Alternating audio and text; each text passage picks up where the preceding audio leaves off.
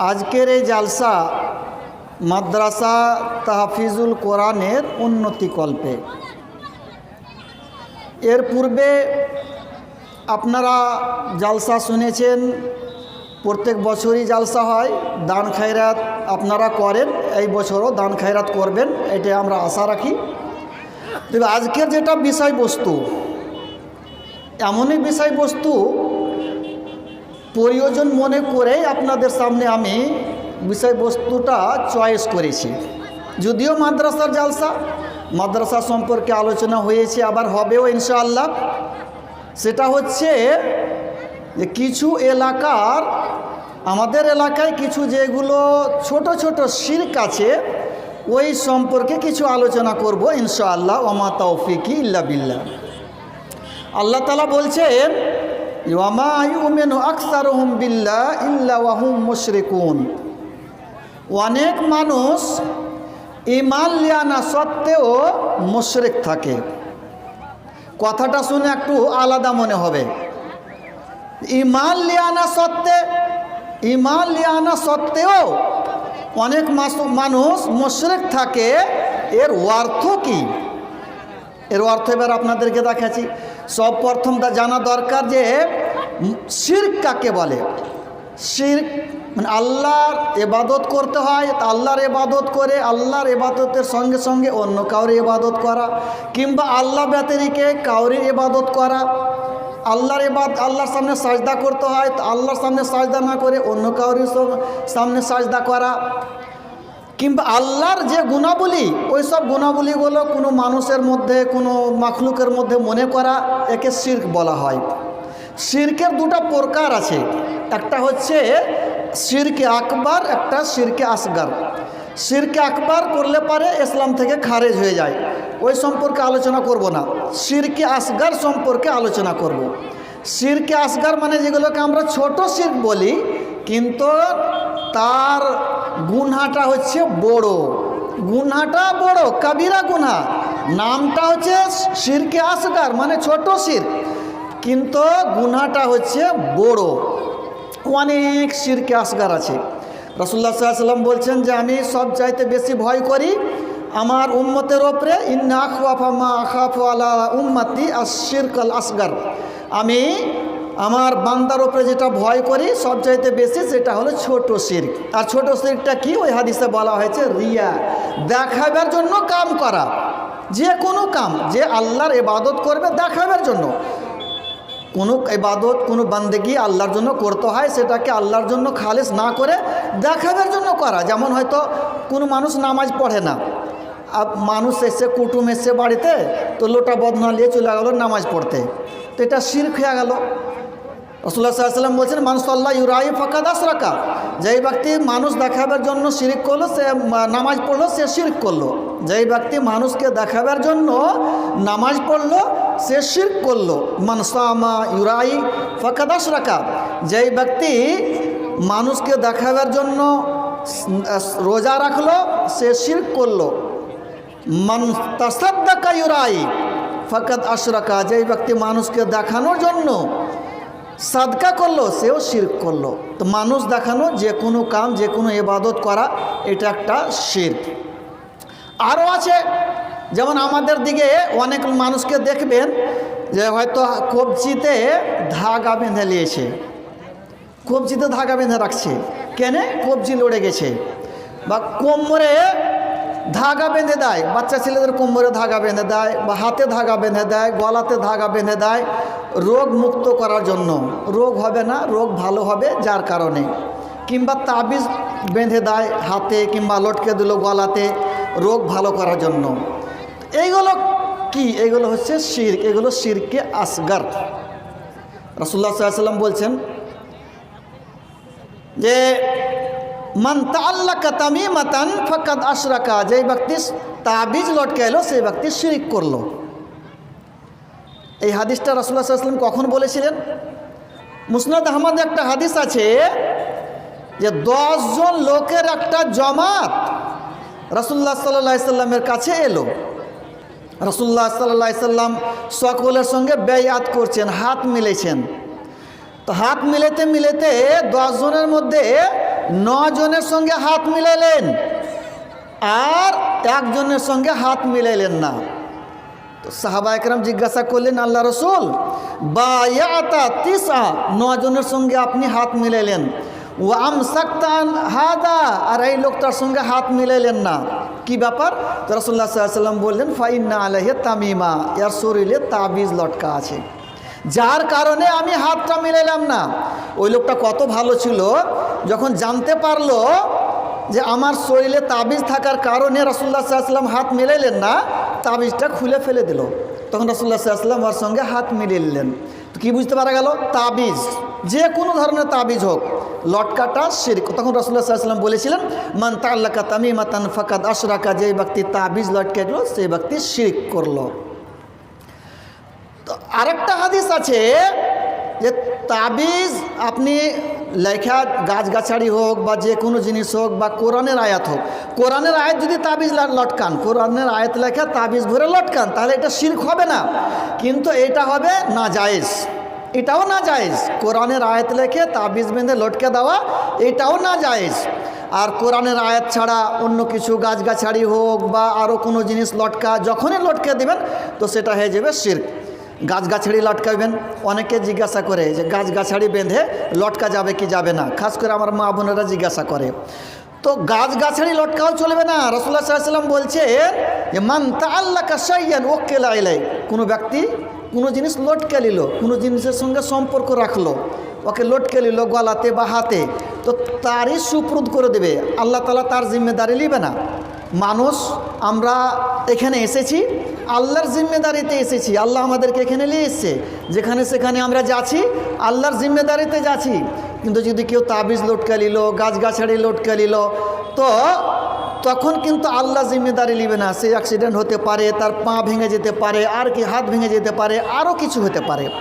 তার মানে বুঝতে পারা গেল যে গাছগাছাড়ি হোক বা অন্য কিছু হোক, যে কোনো জিনিস লটকা চলবে না, লটকালে পারে সেটা না যায়, যার হারাম এবং শিরক হবে।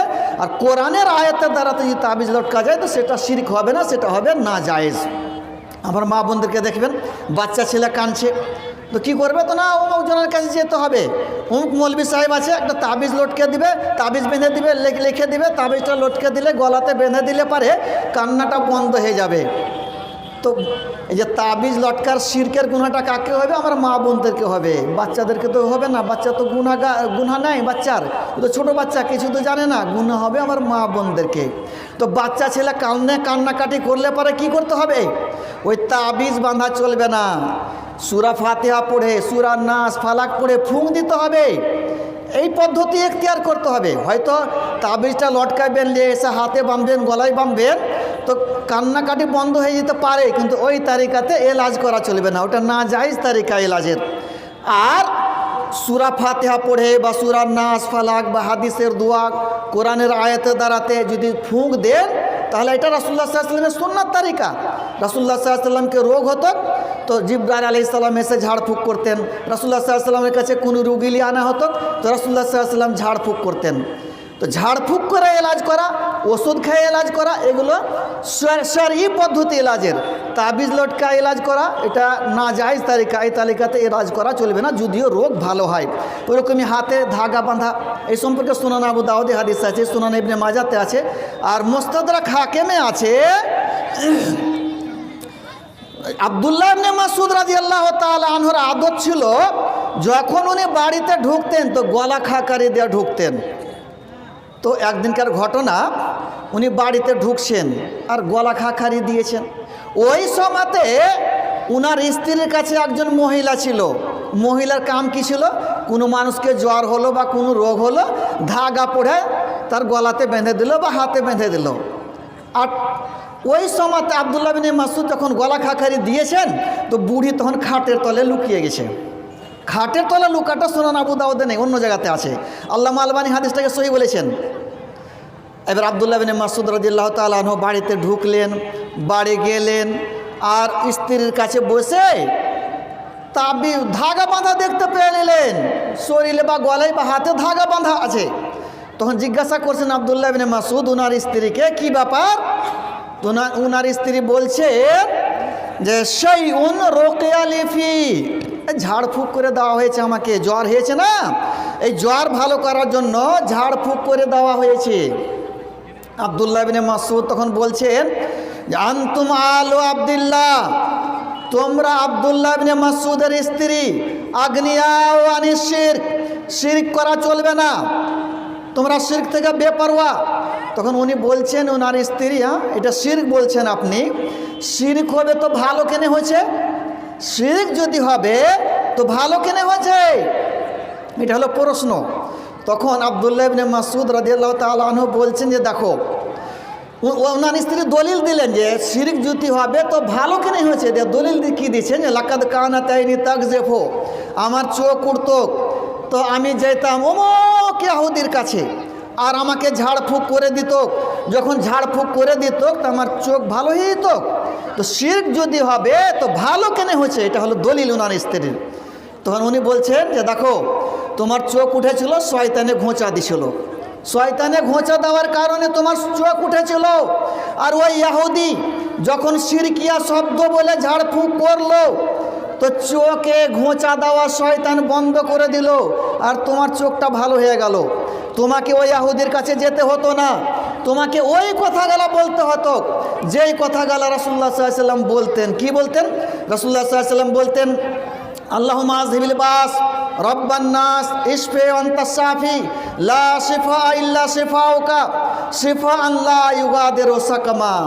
এই দোয়াটা তোমাকে পড়তে হতো, তোমাকে ওই ইহুদির কাছে যেতে হতো না। তো কি বুঝতে পারা গেল যে ইহুদি, নাসারা, মুশরিক এদের কাছে ঝাড়ফুঁক করতে যাওয়া চলবে না। তবে কেউ যদি ঝাড়ফুঁক করে এলে ভালো হলে হতে পারে, কিন্তু ওই তারিকাটা ইলাজের না যায়। মনে করেন কেউ কি কুকুরে কামড়ালছে, তো তখন এলাজ করতে গেলে পারে মুসলমানের কাছে যান, ঝাড়ফুঁক করবে তাও ভালো হবে। হিন্দুর কাছে যান, অমুসলিমের কাছে, ইহুদি নাসারের কাছে যান, ঝাড়ফুঁক করবে তবুও ভালো হবে। আমাদেরকে এলাজ করতে কোথায় যেতে হবে? মুসলমানের কাছে যেতে হবে, মুসলমানের কাছে যেতে হবে। তাহলে কোরআনের আয়াত হাদিসের দোয়া দিয়ে ঝাড়ফুঁক করবে। ওই মুসলিমের কাছে, ইহুদি নাসারের কাছে আমাদেরকে যেতে হবে না। জায়েজ তারিকাতে এলাজ করতে হবে, না জায়েজ তারিকাতে এলাজ করতে হবে না। তো ওই এই হাদিস দ্বারাতে কি বুঝতে পারা গেল যে গলাতে ধাগা বাঁধাকে আব্দুল্লাহ ইবনে মাসউদ রাদিয়াল্লাহু তাআলা আনহু শিরক বললেন। রোগ ভালো হওয়ার জন্য, জ্বর ভালো করার জন্য ওনার স্ত্রী হাতে বা গলাতে ধাগা বেঁধেছিলেন। আব্দুল্লাহ ইবনে মাসউদ কি বললেন? এটা শিরক। তো এই তারিকাতে এলাজ করা চলবে না। ধাগা বাঁধাতে, তাবিজ লটকাতে ভালো হতে পারে, ওই তারিকাতে এলাজ করা চলবে না। যেটা জায়েজ তারিকা আছে কোরআন হাদিসের দ্বারাতে ঝাড়ফুঁক করা, ওষুধ খেয়ে এলাজ করা, এটাও সাবেত আছে। রাসূলুল্লাহ সাল্লাল্লাহু আলাইহি ওয়াসাল্লাম বলছেন তাদাউ ওয়ালা তাদাউ বিহারাম, তোমরা ওষুধ খাও, হারাম তারিকাতে ওষুধ খেয়েও না, এলাজ করিও না। তো ওষুধ খেয়ে এলাজ করাটা এটাও জায়েজ তারিকা, না জায়েজ তারিকাতে এলাজ করা চলবে না। শিরকের আর একটা দিক আছে আমাদের এলাকাতে, আগে যুগে ছিল, এখন একটু কমে গেছে, যে রাত্রে চুন বলতো না, রাত্রে চুন বলবে না, সাফেদি বলবে। এটাকে ওয়াসুব লাওয়া বলা হয়। হয়তো মানুষ কেউ বের হলো, রাস্তাতে কারোর সঙ্গে দেখা হয়ে গেল, তকদির খারাপ, তোমার সাথে সাক্ষাৎ হয়ে গেল, তকদির খারাপ আছে। কিংবা রাত্রে ঘর ওসরা ঝাড়ু দিবে না, আমার মা বোনেরা ঝাড়ু দিবে না, রাত্রে ঝাড়ু দিলে পরে লক্ষ্মী বেরিয়ে চলে যাবে। অনেক মানুষের আকীদা কি আছে, হয়তো ধান বিক্রি করলে 1 কুইন্টাল 2 কুইন্টাল ধান বিক্রি করলে, কিংবা মাদ্রাসার জালসা হয়েছে তো ধান দিয়েছে 2 মণ, বা বিক্রি করবে 10 কুইন্টাল বা 5 কুইন্টাল বা 1 মণ 2 মণ ধান বিক্রি করবে, রাত্রে ওজন করে দিবে না, লক্ষ্মী চলে যাবে। তারপর হয়তো বিলায়ে মুখ মুছছে তো হয়তো মেহমান আসবে, কাউয়া কাঁকা করছে তো হয়তো মেহমান আসবে, হাত থেকে থালি পড়ে গেল বা লোটা পড়ে গেল তো হয়তো মেহমান আসবে। আর হয়তো ঘর বাড়ির আশেপাশে বিড়াল কান্না করে বেড়াচ্ছে, তো মনে করবে কি যে ও আজকে কেউ মরবে নাকি, বিড়ালটা কান্না করে বেড়াচ্ছে, যে কি ব্যাপার, কেউ মরবে না, কিছু হবে নাকি। আমার মা বোনেরা গেলে মনে করে গেলো সব শিরক, এগুলো মনে করা সব শিরক আছে। যিনারা ড্রাইভার আছেন, ড্রাইভার যিনারা গাড়ি চালান, যদি গাড়ি চালাইতে চালাইতে সামনে দিয়ে বিড়াল চলে গেল, তখন মনে করে অশুভ হয়ে গেল, তকদির ভালো হবে না, অশুভ হয়ে গেল, গাড়ির স্টার্টার বন্ধ করে দিবে আর পিছনে হটাইবে, আবার গাড়ি চালাইবে। ওয়া মুসলিমদের এটা আকিদা, শিরক এটা আকিদা, শিরকি আকিদা। ওদের দেখা দেখি আমার মুসলমান ভাইরাও লিয়েছে, মুসলমান ভাইরাও এগুলো করে, মুসলমান ড্রাইভাররাও করে। একদিন জালসা করে আসছিলাম রাজগ্রাম থেকে পূর্বে, রাত্রে 12টার সময় মোটরসাইকেলে করে আমাকে নিয়ে আসতে স্টেশন।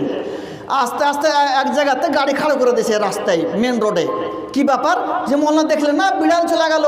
আমি তুমি আমাকে জালসা করে নিয়ে আসছো, জালসা শুনে এলে আমাকে বক্তা স্টেশন রাখতে চেয়েছো, আর তুমি এরকম আকিদা রাখবা, এলে শিরক হয়ে গেল।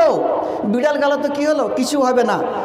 জাহিলিয়াতের যুগে এই ধরনের অশুভ লিত, যে কোনো মানুষ যখন ব্যবসা করতে যেত, সফরে যেত বাইরে, তো হয়তো পাখিভাবে উড়িয়ে দিত। পাখি ডান দিয়ে গেলে তকদির ভালো মনে করত, ব্যবসাতে লাভ হবে, সফর কামিয়া হবে, সফরে চলে যেত। পাখিটা বাম দিয়ে গেলে মনে করতো তকদির ভালো নেই, অশুভ হয়ে যাবে, সফরে যেত না। ওরকমই কাবার মধ্যে একটা থলি রাখা ছিল, ব্যাগ, ওতে তীর রাখা ছিল কিছুগুলো। তীর বের করে দেখতো, কেউ যখন সফরে যেত দেখতো কি লেখা আছে। লেখা আছে ইফাল, মানে করো, তো সফর কামিয়াব হবে, সফরে চলে যেত। আবার উঠিয়ে দেখলে লেখা উঠলো লা তাফাল, মানে করিও না, সফরে যেত না, মনে করতো যে সফর কামিয়াব হবে না। এটা অশুভ লাওয়ায় গেল। এগুলো জাহিলিয়াতের যুগে ছিল। রাসূলুল্লাহ সাল্লাল্লাহু আলাইহি ওয়াসাল্লাম কি বলছেন? যে আত্তায়ারাতু শিরকুন, আত্তায়ারাতু শিরকুন, আত্তায়ারাতু শিরকুন। অশুভ লাওয়াটা শিরক, অশুভ লাওয়াটা শিরক, অশুভ লাওয়াটা শিরক। এই অশুভ লাওয়া চলবে না। তো এই ধরনের অশুভ লাওয়া আমাদের মধ্যে যেগুলো আছে, এইগুলো আমাদেরকে ছেড়ে দিতে হবে। রাসূলুল্লাহ সাল্লাল্লাহু আলাইহি ওয়াসাল্লাম বলেছেন, মুআবিয়া বিন হাকাম আস-সুলামি যখন জিজ্ঞাসা করেছিলেন যে আল্লাহ রাসূল, মিন্না রিজালুন, এটা সহিহ মুসলিমের হাদিস, আমাদের মধ্যে কিছু লোক এমন আছে ইয়াতাতাইয়ারুন, যারা অশুভ নেয়। তো উনি বললেন, রাসূলুল্লাহ সাল্লাল্লাহু আলাইহি ওয়াসাল্লাম বললেন যে যাকা শাইউন ইয়াজিদুনাহু ফি সুদুরিহিম, মনের একটা খটকা, কিছু হবে না। পাখি ডান দিকে যাক বা বাম দিকে যাক, সামনে দিয়ে বিড়াল যাক বা আর কিছু হোক, পা পিছলে যাক বা কেউ সঙ্গে সাক্ষাৎ হয়ে যাক, হয়তো বিলাই হয়তো মুখ মুছছে বা কাউয়া কাঁকা করছে, হাত থেকে থালি পড়ে যাক, কোনো কিছু আসে না যায়, তকদিরে কিছু বদল হবে না, তকদিরে যেটাই আছে ওটাই হবে। তাই ধরনের অশুভ ওটা শিরক। অনেক কথা বলা হলো, আমার টাইম শেষ হয়ে গেছে, আর আগে কথা বাড়াবো না। আজকে যাই হোক, মাদ্রাসার জালসা, মাদ্রাসার উন্নতিকল্পে জালসা। প্রত্যেক বছর মাদ্রাসাকে আপনারা দান খয়রাত দিয়ে এসেছেন, সহযোগিতা করে এসেছেন। ওই রকমই এই বছরও দান খয়রাত করবেন, সহযোগিতা করবেন। মাদ্রাসা সম্পর্কে, দান খয়রাত সম্পর্কে এখন অনেক বক্তব্য হবে, আপনারা শুনতে পাবেন। এই যে দেখেন আমার বাম দিকে কয়েকজন এনারা বসে আছেন, কাগজ কলম নিয়ে মাস্টার সাহেব বসে আছেন, এনাদের কাছে দান খয়রাত লেখাইতে থাকেন, আর আপনারা ওয়াজ নসিহত শুনতে থাকেন। একের পর এক মৌলানা আসবেন, ওয়াজ নসিহত করবেন, কোরআন হাদিসের কথা বলবেন, আর কোরআন হাদিসের কথাও শোনা হবে এবং মাদ্রাসাকে সহযোগিতা করা হবে। এই বলে আমি বক্তব্য ইতি করলাম।